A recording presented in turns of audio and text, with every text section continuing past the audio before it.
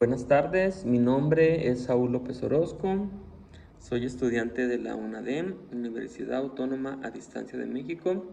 Estoy en primer semestre y curso la asignatura de Contexto Socioeconómico de México. Mi profesor es Luis Enrique Zárate.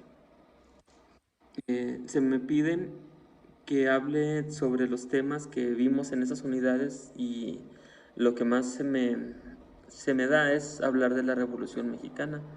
La Revolución Mexicana fue un proceso histórico que inició el 20 de noviembre de 1910. El motivo de ese levantamiento fue que querían quitar a don Porfirio Díaz del poder, el cual ya llevaba 30 años siendo el presidente de México. Cabe recalcar que en esa época hubo mucho avance, mucho crecimiento en varios aspectos de la nación. Por ejemplo, se construyeron la mayoría de las vías férreas que aún existen en la actualidad. Entonces hubo momentos donde hubo un gran crecimiento, pero terminó ese crecimiento y hubo levantamientos, protestas sociales, y fue uno de los motivos por los cuales inició la revolución. En la revolución hubo muchos acontecimientos, se puede decir que lamentables. El país quedó en ruinas, la economía en ruinas, hubo muchas pérdidas de vidas. Pero algo bueno de lo que dejó la Revolución Mexicana fue la promulgación de la Carta Magna, o sea, la Constitución Política de los Estados Unidos Mexicanos, que esta carta aún nos rige en estos días. En 2024 todavía está vigente esta Carta Magna, con algunas reformas, claro, pero sigue vigente.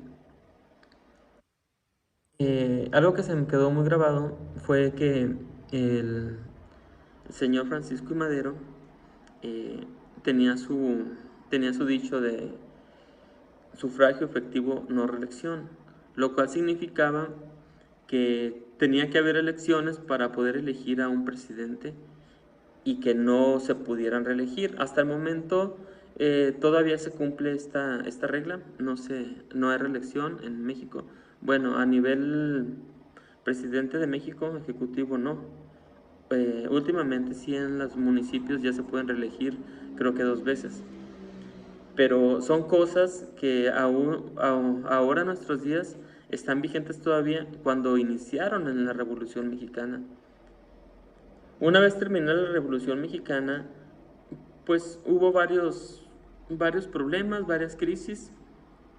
Y, por ejemplo, una época que me pareció importante fue cuando gobernó el señor Lázaro Cárdenas del Río, que hubo mucho crecimiento económico, fundó escuelas, creó presas. De hecho, aquí en mi estado, la presa más grande lleva por nombre Lázaro Cárdenas del Río. Y creo que le dicen el Palmito, y es una empresa enorme, y se construyó cuando él estaba. Mm, Hubo crecimiento en su mandato, pero como todo, llegó la crisis y hubo presidentes de México que afrontaron la crisis de diferente manera.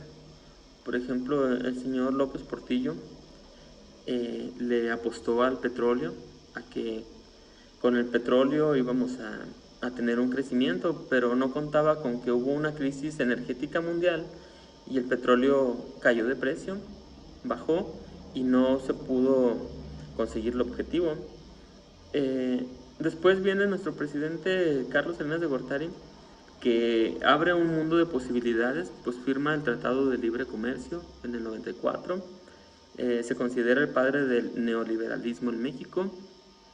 Mm, muchas paraestatales pasaron al sector privado, lo cual significa mayor competitividad, mejores precios. Bueno, cabe aclarar que es en algunos casos. Eh, dio, dio opción el presidente Salinas de Gortari de que hubiera un cambio de poder, al menos en el Distrito Federal, donde El señor Cuauhtémoc Cárdenas, ingeniero, fue el ganador de las elecciones y gobernó la Ciudad de México, el Distrito Federal, lo cual nunca había pasado. Y fue un parteaguas esa época para el desarrollo de México. Eh, También después de él estuvo Ernesto Zedillo Ponce de León. Enseguida de él vino el cambio de gobierno. Por fin, en más de 80 años, ganó un partido político diferente, el PAN, Partido Acción Nacional, con, con el señor Vicente Fox Quesada. Fue, fue algo que nunca habíamos visto en México. Y cabe aclarar que todos estos acontecimientos modernos a mediados del siglo pasado fueron consecuencia de la Revolución Mexicana.